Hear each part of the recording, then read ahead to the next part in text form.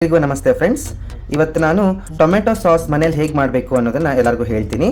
ಎಲ್ಲರಿಗೂ ಒಳ್ಳೆಯದಾಗಲಿ, ಶುಭ ದಿನ. ನೋಡಿ, ಅರ್ಧ ಕೆ ಜಿ ಆಗಷ್ಟು ಟೊಮೆಟೊ ನಾನು ತೊಗೊಂಡಿದ್ದೀನಿ. ಇವತ್ತು ಅರ್ಧ ಕೆ ಜಿ ಟೊಮೆಟೊ ಇದೆ. ಅರ್ಧ ಕೆ ಜಿ ಅಂದರೆ 7ರಿಂದ 8 ಟೊಮೆಟೊಗಳಿವೆ. ಫಾರಮ್ ಟೊಮೆಟೊ ಇವು.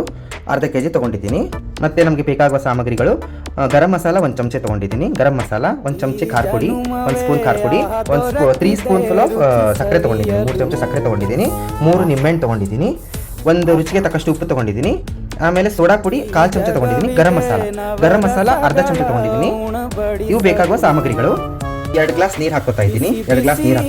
ನೀವು ಹಾಕೋಬಹುದು ಫ್ರೆಂಡ್ಸ್. 2 ಗ್ಲಾಸಿಂದ 3 ಗ್ಲಾಸ್ ನೀರು ಹಾಕೋಬೇಕು, ನಡೆಯುತ್ತೆ. 2ರಿಂದ 3 ಗ್ಲಾಸ್ ಆದರೂ ನಡೆಯುತ್ತೆ. 2ರಿಂದ 3 ಗ್ಲಾಸ್ ನೀರು ಹಾಕೊಂಡಿದ್ದೀನಿ. ನೀರು ಹಾಕೊಂಡು ಆಮೇಲೆ ಅರ್ಧ ಕೆ ಜಿ ಟೊಮೆಟೊ ತೊಗೊಂಡು ಇದರಲ್ಲಿ ಈ ಶುಂಠಿ ತೊಗೊಂಡಿದ್ದೀನಲ್ಲ, ಅರ್ಧ ಇಂಚು ಶುಂಠಿ ತೊಗೊಂಡಿದ್ದೀನಿ. ಹಸಿ ಶುಂಠಿ ತೊಗೊಂಡಿದ್ದೀನಿ. ಶುಂಠಿನ ಇದರಲ್ಲಿ ಹಾಕೋಣ. ಕುಕ್ಕರಲ್ಲಿ ಹಾಕಿ ಬೇಯಿಸೋಣ. 3 ಸೀಟಿ ಬರಲಿ. ಕುಕ್ಕರ್ಗೆ ಇಡೋಣ. ಇಟ್ಕೊಂಡೆ ನೋಡ್ರಿ ಫ್ರೆಂಡ್ಸ್. Prestige cooker. 3 ಸೀಟಿ ಆಗಲಿ, 3ರಿಂದ 4 ಸೀಟಿ ಆಗಲಿ ಫ್ರೆಂಡ್ಸ್. ಯಾಕಂದ್ರೆ ಚಲೋ ಬೇಯಬೇಕವು. ಬೇಯ್ದ್ಮೇಲೆ ನಮ್ಗೆ ಅದನ್ನ ಸಿಪ್ಪೆ ಪ್ರೊಸೆಸ್ ಹೇಳ್ತೀನಿ.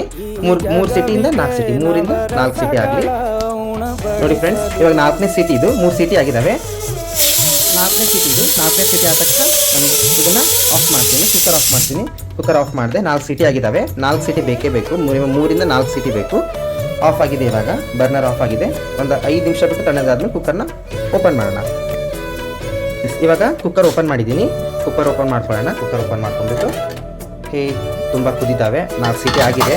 ನಾನು ಹೇಳಿದಾಗೆ 4 ಸೀಟಿ ಆಗಿದೆ. ಓಕೆ, ಕುಕ್ಕರ್ ತುಂಬ ಟೊಮೆಟೊ ಕುದ್ದಿದ್ದಾವೆ. ಮತ್ತೆ ಸಿಪ್ಪೆಯನ್ನು ಸುಲ್ಕೊಂಡ್ಬಿಡೋಣ.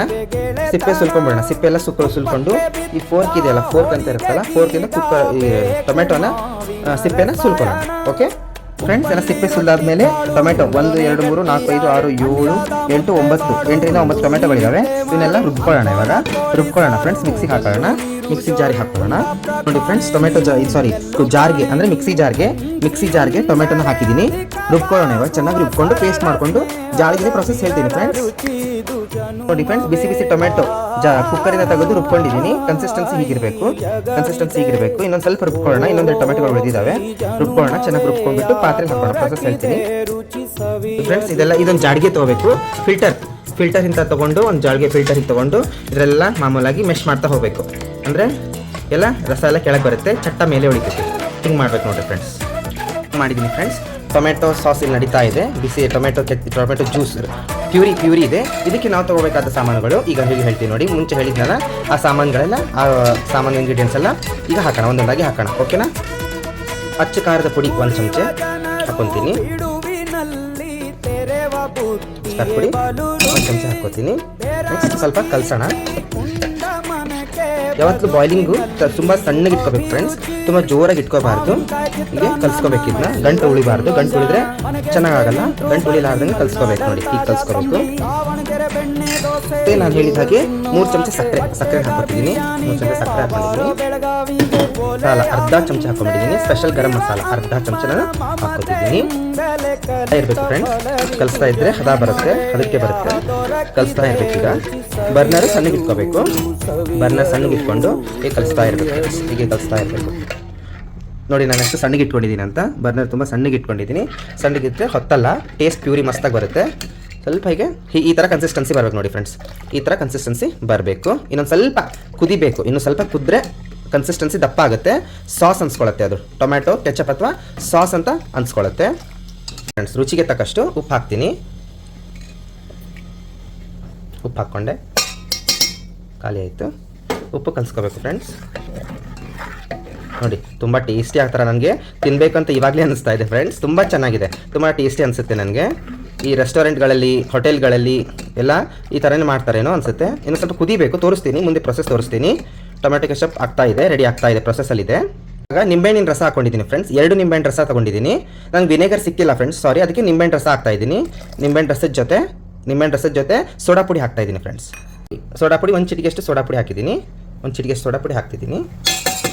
ನೋಡಿ ಫ್ರೆಂಡ್ಸ್, ಕಲಿಸ್ಕೊತಾ ಇರಬೇಕು. ಇವಾಗ ಇನ್ನೆಲ್ಲ ಐಟಮ್ಗಳು ಮುಗೀತು.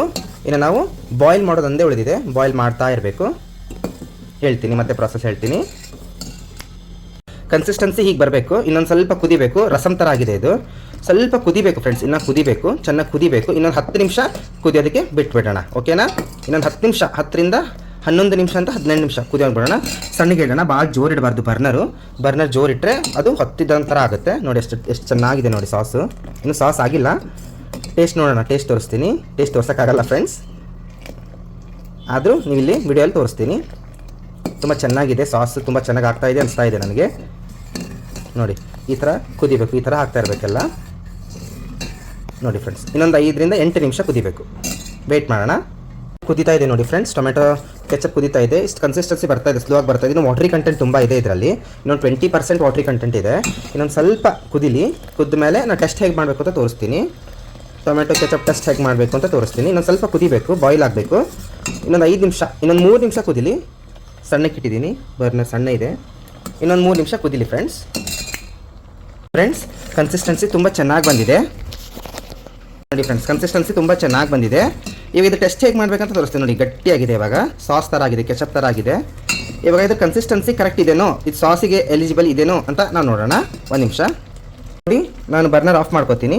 ಆಫ್ ಮಾಡ್ಕೊಂಬಿಟ್ಟು ಒಂದು ಸಾಸರಲ್ಲಿ ಇಷ್ಟು ಸಾಸ್ ತೊಗೊಂಡು ಈ ಥರ ಹಾಕ್ಕೋಬೇಕು.